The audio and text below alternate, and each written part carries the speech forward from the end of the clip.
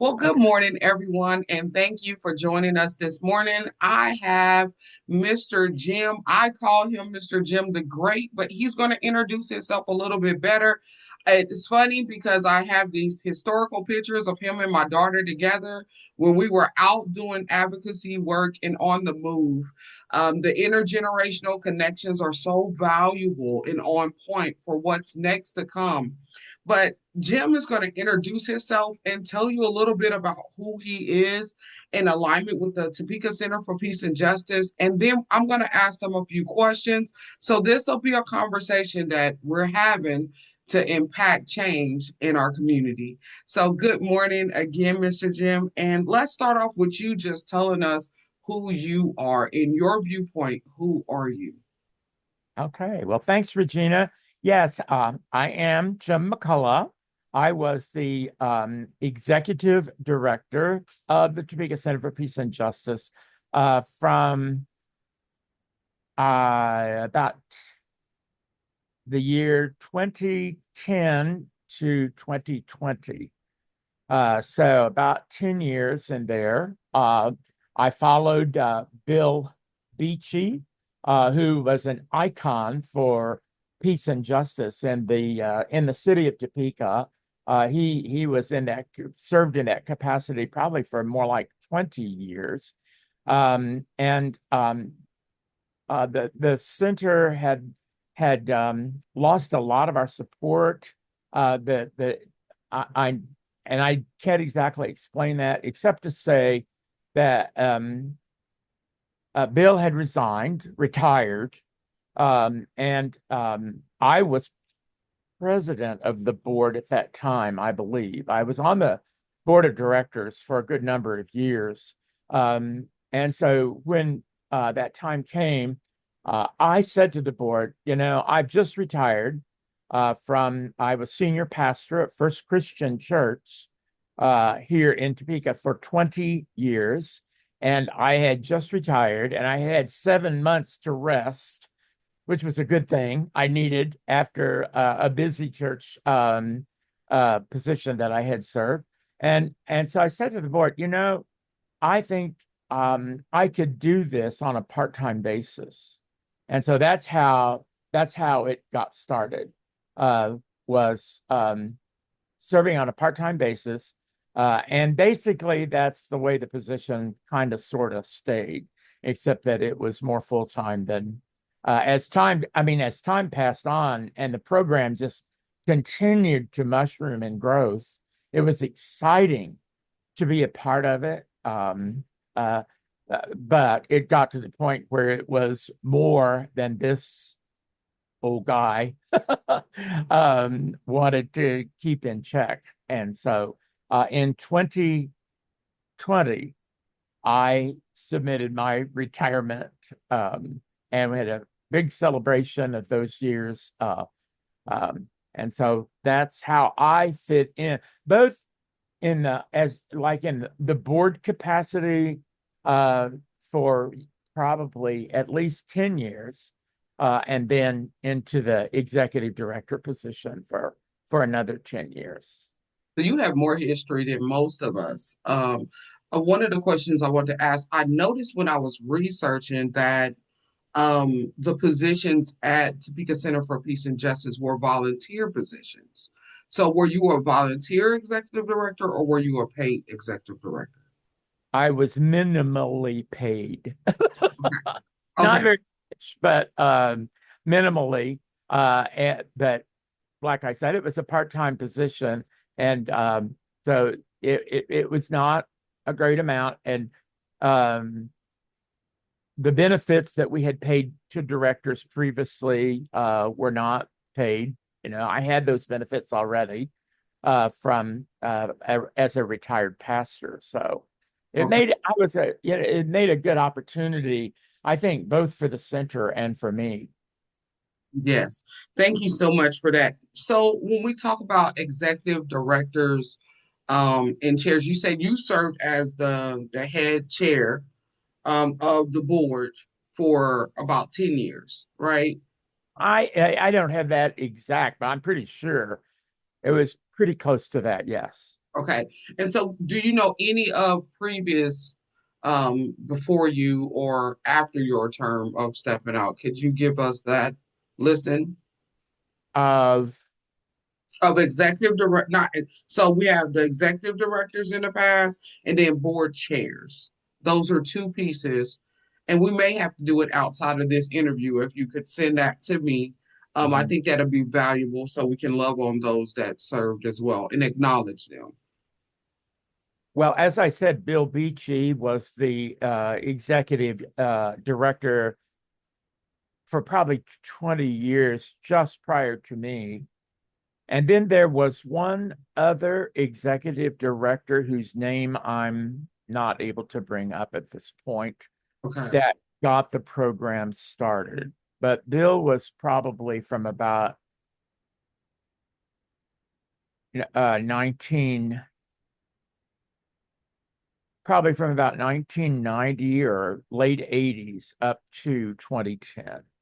Okay. Um, Board chairs that I remember um, prior to my being the board chair, Trudy Racine Okay. was one of the board chairs. I'm trying to remember others. Um, uh, we may, like you said, we may need to work on this a little bit, and I could get back with you and give you that information outside of Thank this. Thank you. I just want to make sure that, we have the opportunity to love on them as we continue to do these launches because it's not even just that and as you know right now there's a shifting that's happening with the center, right? And so it's launching forward, right? Stretching deeper um Really? as we begin to make some change. So another question I have for you is what are major accomplishments when you think about the major accomplishments with the Topeka Center for Peace and Justice and programming? And you said there was a lot of growth that took place, right? And it became more than just a part-time job. Can you remember some of those specific things that you were like, we did a great job at this? When I took over in 2010, uh, programmatically, the center had just leveled out to like there was really not a program, period. Mhm. One of the first things we got into was an anti-bullying initiative. We had several board retreats where we talked and my definition of prayer, working through, what do we believe we're being called to do and to be as the Topeka Center for Peace and Justice. In the past, we'd had kind of an international focus. We'd had um, uh, speakers that had come in and spoken to communities in community forums about issues that are going on around the world. Yeah. Um, our the board after I took over kind of moved into more of a centralized focus on our own community. What does it mean for us to be agents of peace in Shawnee County? And one of those was an anti-bullying um, initiative. And then that led us into uh, talking more about and moving into some programs dealing uh, uh, uh, with um, dealing with conflict resolution in schools. Justice. Oh yeah, yes, the justice circles. My wife is over on the side helping me here, but that was when we moved into um, uh, the schools.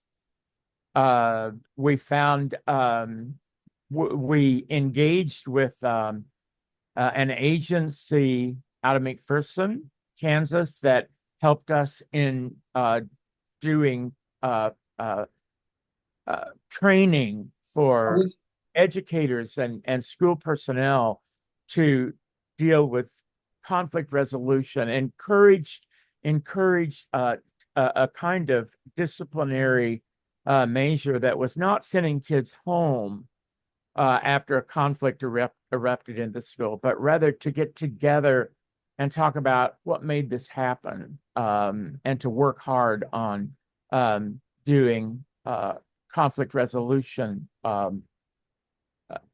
So was that about 2016 when you all began to work with KidCore out of Bethel? Well, they're at Bethel College. Um, Cheryl Wilson. I'm trying to pop up some of those names.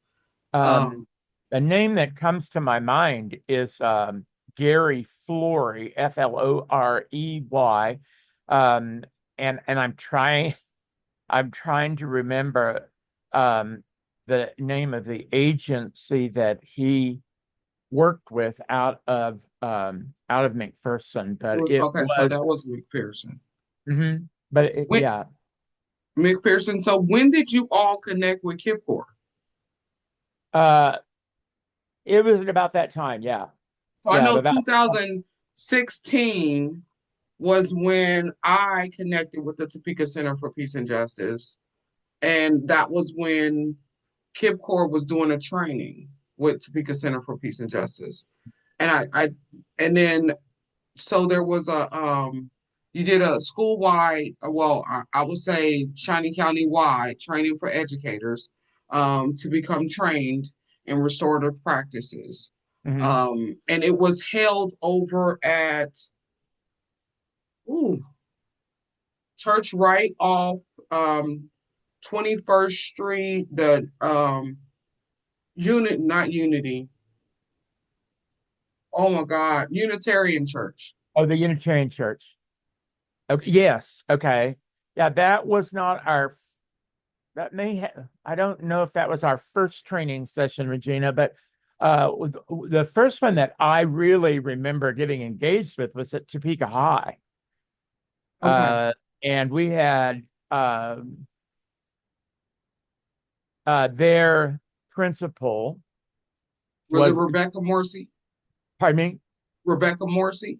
yes, Okay. she was on our board. That started with um, Regina, Rebecca's involvement with the Peace Center started after we gave her an award at our annual banquet as an educator that just stood out as one who had demonstrated many of the values that we stood for within the Peace Center. And I remember after hearing her, she gave her acceptance speech or whatever you want to call it at that banquet that night, and I said to her, Rebecca, would you consider coming onto our board of directors? And she just said yes, flat yes, right there on the spot. And so that was what began a relationship there. And then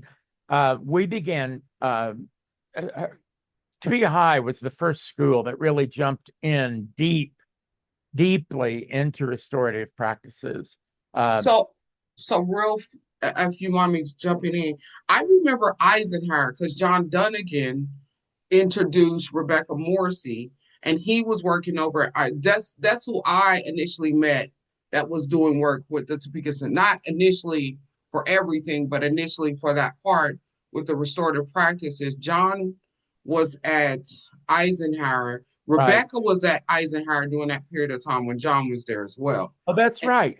and so That's John right. introduced Rebecca to restorative justice, and then Rebecca took the position at and I'm glad I was around during that period of time. I am um, too right now. yeah, Like I say, I'm not remembering really the exact timeline here, but yeah, these are people that helped us really get restorative practices off of the ground and training teachers. And then we moved to Edie Sneathan yeah, was extremely involved with us and Joan Wagner yes, was yes. involved on the board in helping to make these restorative practices and to get the training for our educators. So, So when I came over to the center, two faces I remember. back in 2006, because Nancy Kelly was still over at Topeka High during that period of time. I was working out at Kansas Juvenile Correctional Complex at Lawrence Garner High, so I was in the school area. And so when I came over, you and John Wagner were the two I remember in 2016 that were y'all faces popped out. Y'all so welcoming anyway, but both of your faces popped out when I came in the center and you wanted to know more about how I was using restorative justice at the Kansas Juvenile Correctional Okay, yeah. Complex. Yeah. Right, right, right. So, if I'm remembering, because with that, I'm remembering the order of Eisenhower, and then I'm remembering because once Rebecca moved to Topeka High, Eisenhower began to try to shut down the restorative practice program over there. Mhm. But Rebecca was able to launch because now she's in the head position at Eisenhower. And so several, not Eisenhower, at Topeka High. Topeka High. So several of the educators from Topeka. So I was at that training at the Unitarian Church when they did, and several of those Topeka High folks came over.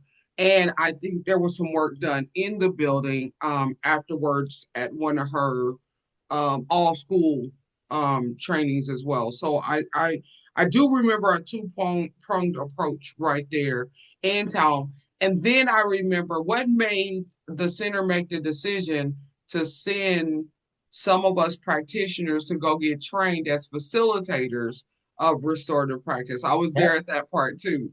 Right, right.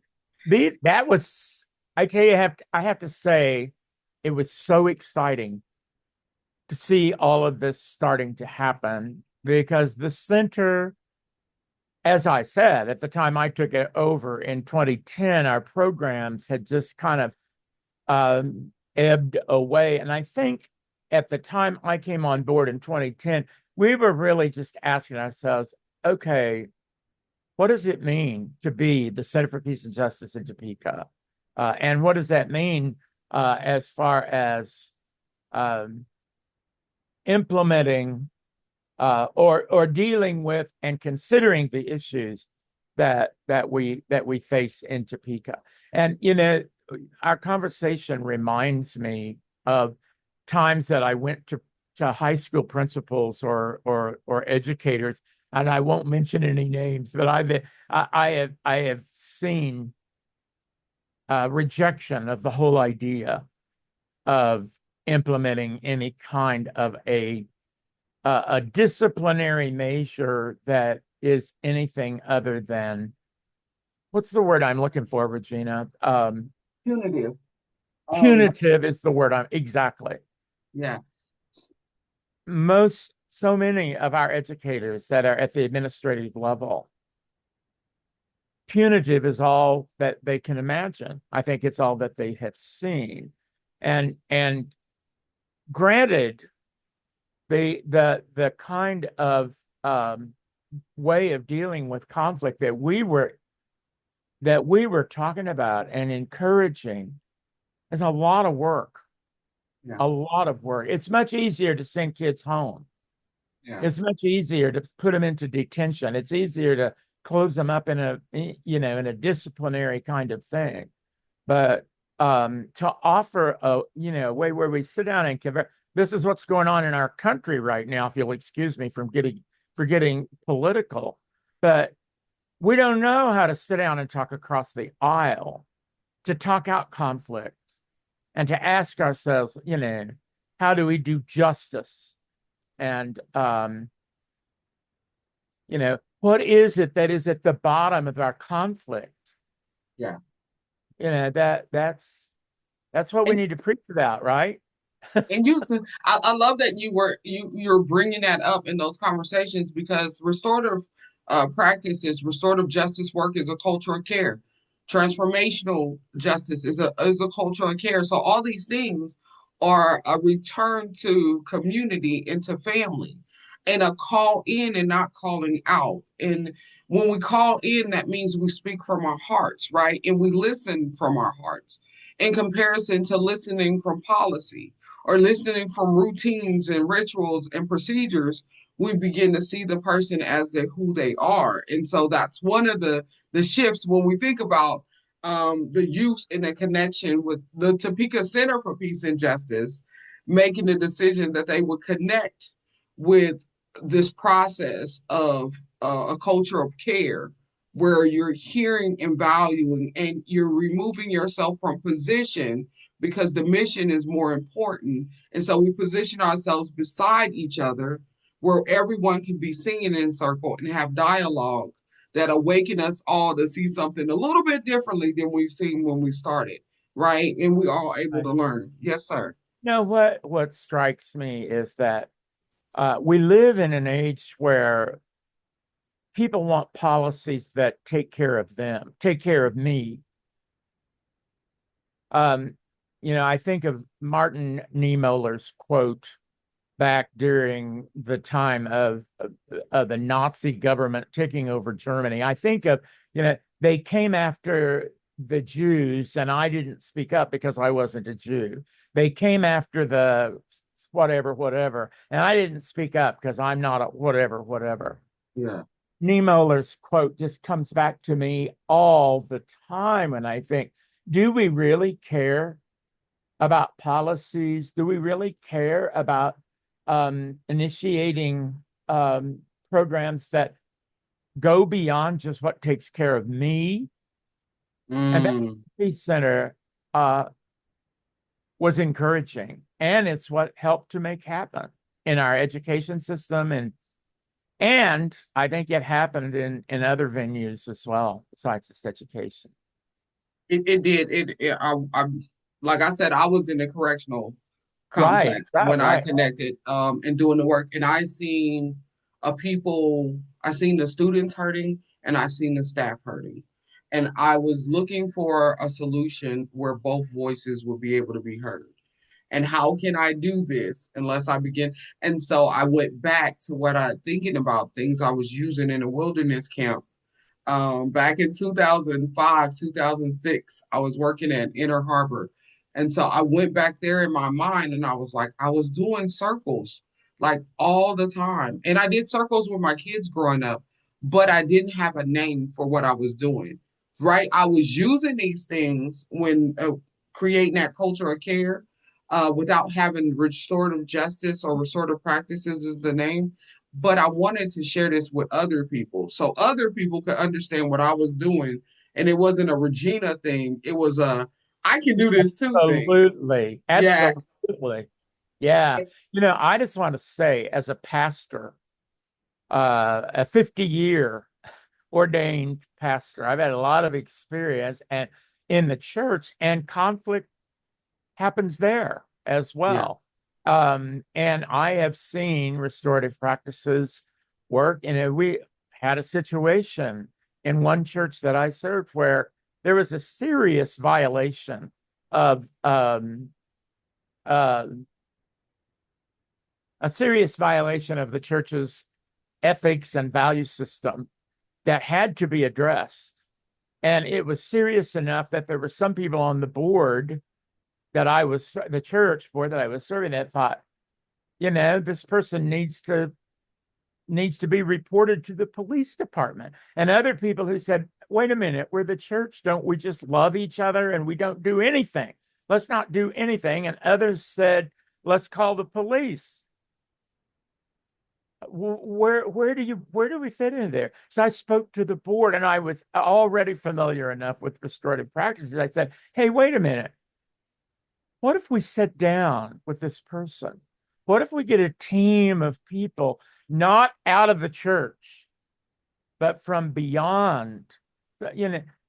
Some people that know, oh, excuse us. Excuse, Hello, friend. I'm How in a you, conference right now. how you doing, Um, friend? um, what if I said to the board, what if we bring some people in from outside the church that have no investment in this conflict, and let's talk it through? And it was that's what they did. And I said, I'm a big believer in interfaith, Yeah, but my tradition is a Jesus tradition, and I think that's how Jesus would do it I as do far as too. with conflict. I I think that's how Jesus would do it.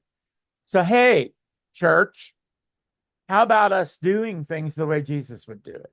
When it comes, hey, school, hey, public educators, hey, correctional people, juvenile justice. I would just, isn't there a huge need for juvenile justice reformation it is. in the United States of America? Any kind of justice. I mean, uh, just the whole justice system that needs help. And it's the kind of help that the Peace Center has been doing. It's a huge problem. It's bigger than Topeka, a whole bunch bigger. So, but where do we let our faith speak to us and say, hey, church, how do we do this in a way that is consistent with our values that come to us out of our faith tradition? And every faith tradition, if it's Buddhist, if it's Jewish, if it's Islamic, Muslim, it doesn't mean different. Every faith tradition boils down to the same golden rule.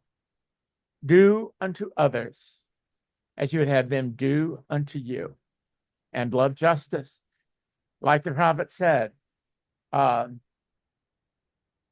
justice, love kindness, be humble, Mm. and follow God. As you were sitting on that and you were saying, I was like, hold on, I wanted to yell, preach. But as you were sitting and you were speaking, I was just going back to the text, do everything in love. If we can just get to the point and take those thorns out of our side and remember the positioning that he gave us, the sacrifice that he made for us, we would turn away from some of this foolery, right? Because if I'm doing everything in love, I'm not cursing, I'm not trying to convict them to death. I'm just trying to get them to reconnect with reality of what harm was done and Mhm. be accountable for the harm that they did. And I said that changes the way. So I want to move into when did our mediation programs kick off? Were you already in office in a position when our mediation programs begin to expound upon? Mediation began right at about that same time, if I remember correctly. Okay. Uh, I mean, it just was a natural outgrowth. No, there was no mediation program going on when I took over. Okay. Like I say, our board expanded. We had people on our board that are movers and shakers. Okay. Uh, we had, I mean, it was like things were just mushrooming up. The program was growing, our outreach was growing. Mediation came as a kind of a natural outgrowth of all of this, the justice. And it is. It is. That's why It I is love still, that. I got growing out of that. Yeah. I, Well, I it's a natural outgrowth. Okay. So I watch you all well documentation right now because we're following suit with what you all had, right? So our victim offender mediation, our parent adolescent mediation. And with victim offender mediation, there's this opening for small claims, there's the neighbor disputes that are happening. There's a variety of different things that we could use that. What made us, as a center, make the decision that we were just going to use it for youth who were tied into the diversion program? I think that's just was a starting point, Regina. Okay, okay, I think it was just a natural out of conversations we had on the board with new people that came on the board and said, "Hey, we have a problem right here," and they nailed it down with their thumb. And so I think it was just um it was just a natural outgrowth of the conversations that we were having in restorative practices, and so I think it was just a starting point, and I think it was at about that time that I was saying to myself, this is getting bigger than this is getting to be more, this is getting to be a full-time executive director job and a full-time staff. You know, we need more staff to keep this going. We need and money. We need somebody that knows how to write grants and keep funds coming in. And this is getting big. This is big stuff we're dealing with. And I I cannot tell you how thrilled I am to see what the center has done under Carl's leadership and the board's leadership and you and what everybody has done since my retirement in 2020, in the last 5 years. It's been remarkable, remarkable.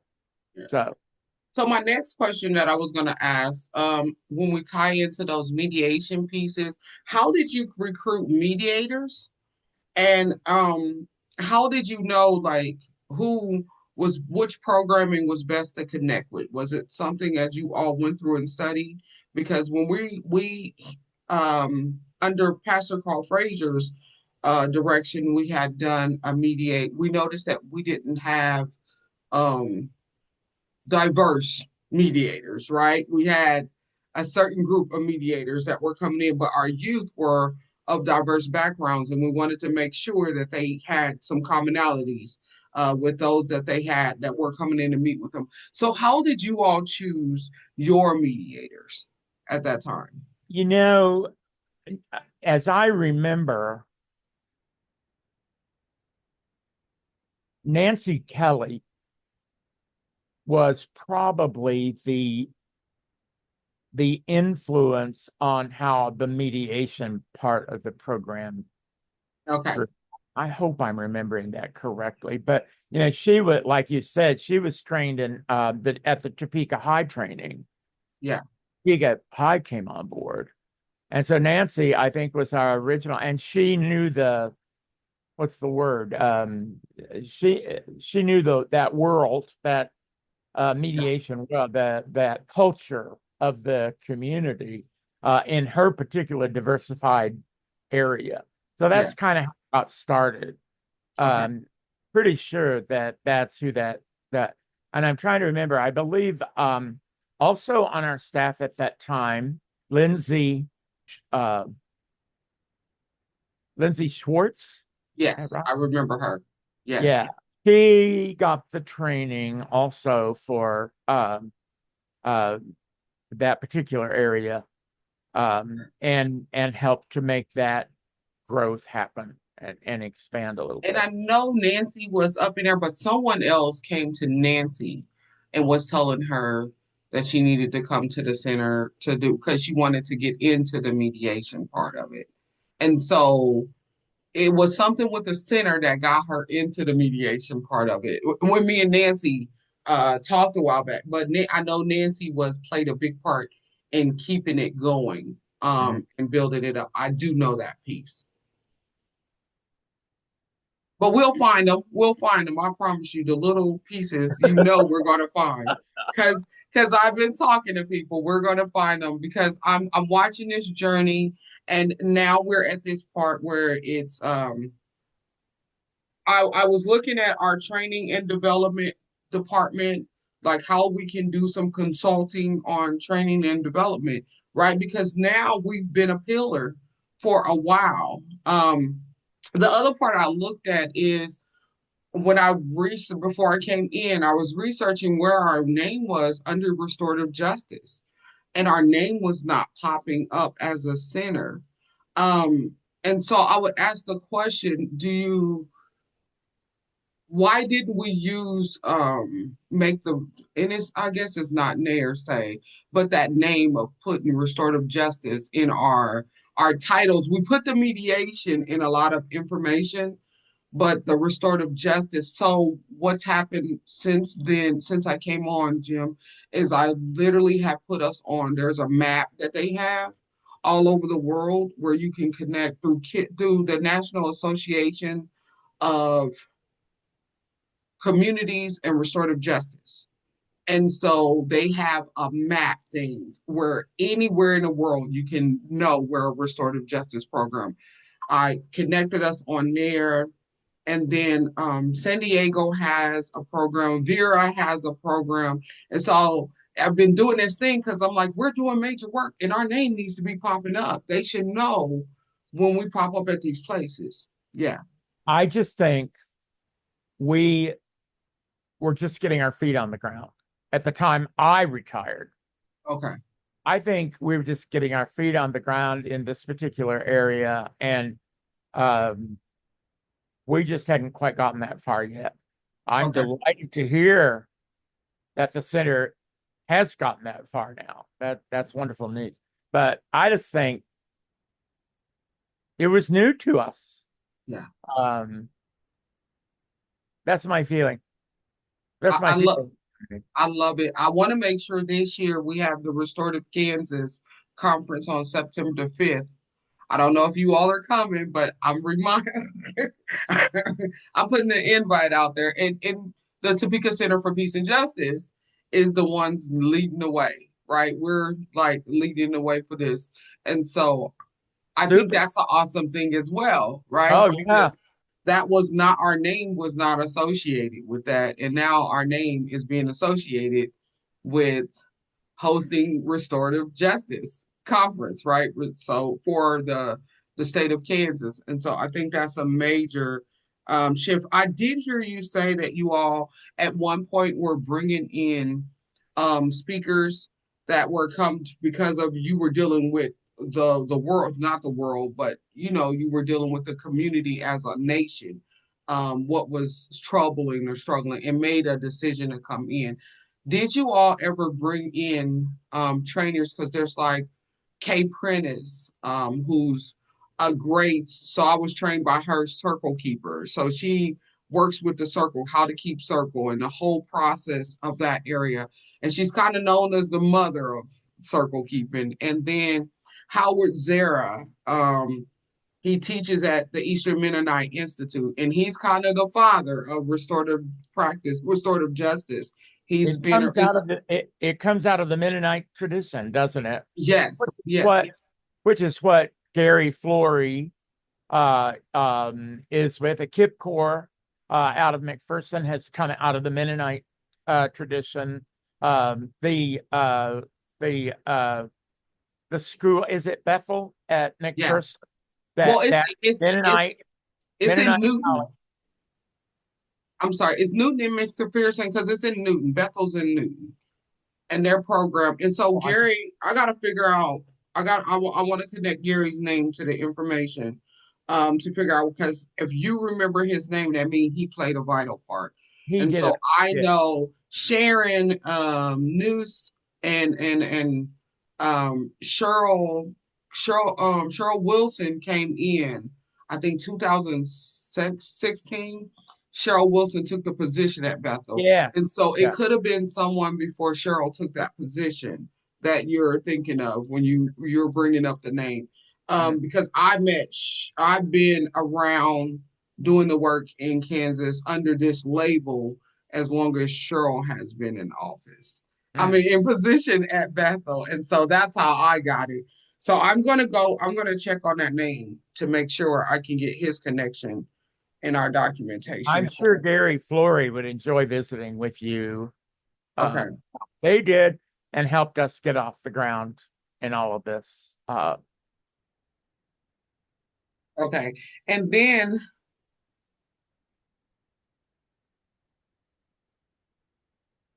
I'm writing this down so I can know what I need to go back and do. And so now we've heard some of your experiences with the Topeka Center for Peace and Justice in the past, right? And I would love, with you being a pillar, to kind of give us that futuristic view of what you see the center doing or how the center is going to impact the community. And I would love that because you've already seen some systems that have already been in place and some expansion that's already begun to happen. And I want to hear from you.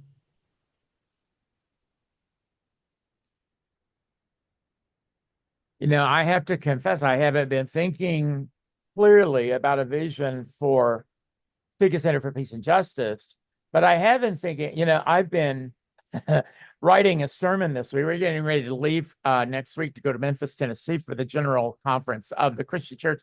Is that your hometown? Really? Oh, well, I am really, really anxious to go. But you know what I'm saying in I'm giving my General Assembly sermon at my little church. I'm still preaching at Holton, Kansas, 30 miles north of Topeka. And I'm doing a sermon Sunday, which I've entitled simply Beyond. And I'm asking myself, when the Acts chapter 2 sermon of Pentecost, when the outsiders looked into the people who were filled with the Holy Spirit. They said, they're drunk. These people were so excited about what they were doing, about how the Spirit was moving them and what the Spirit was moving them to do, that the outsiders were saying, they're intoxicated. Simon Peter stood up and said, they're not drunk. It's only 9 o'clock in the morning. They couldn't be drunk. Yeah, I know. I laugh at that every time I read that line. But he said, look, listen to what Joel, the prophet, said. Your young men will dream dreams. Your young men will prophesy, and your daughters will prophesy, and your young men will have visions, and your old men will dream dreams. So I'm saying, okay, what does a 77-year-old guy think when somebody tells them to go beyond? What does that mean? Hey, when do I get to lay down and take a break? When do I get to just put it all on the shelf and say no more? Never. When does that happen? When you die. What comes to your mind when you hear the word beyond? Well, I remember two old ladies that sang Beyond the Sunset at funerals every time we had a funeral when I was a kid. But I'm not ready to go beyond the sunset yet. Beyond for me right now means dreaming dreams. For the Peace Center, you have a handle on what it means to fulfill the prophet's vision, that you dreamed that dream, that of doing justice, loving kindness, and walking humbly with God, however it is that we see God. And because you're an interfaith institution, call on your your Muslim brothers and sisters. Call upon your Jewish brothers and sisters. Make sure your Baha'i brothers and sisters.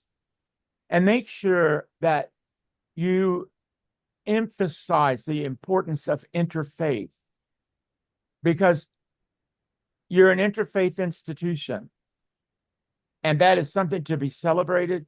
And every one of those faiths boil down to the same thing: doing justice, loving kindness, and walking humbly with our God. So you're doing justice ministry. You don't maybe call it that as the Topeka Center for Peace and Justice. But my vision is that you just keep on keeping on, Regina, because I see the Peace Center just moving into new practices every direction that you look for ways to do justice, love kindness, and walk humbly. I realize I'm probably not being specific like you'd like something more specific. But I would say to you, keep on keeping on, making sure that you are recognizing all faiths are on the same program, on the same pathway. I love the picture behind you of this pathway that looks like it is beyond. Yeah. It goes back to what I'm preaching about Sunday morning. It's beyond, and that beyond may mean something different for a 77-year-old as opposed to a 47-year-old. But so the scripture just keeps coming back to me: to love God, to love kindness, to be prophetic, to walk humbly, and to love each other. Well, I want to say thank you so much for joining me for this conversation. And I may be coming back to you to get a couple other nuggets, right? Because it sounds like you can give me so many nuggets on so many levels.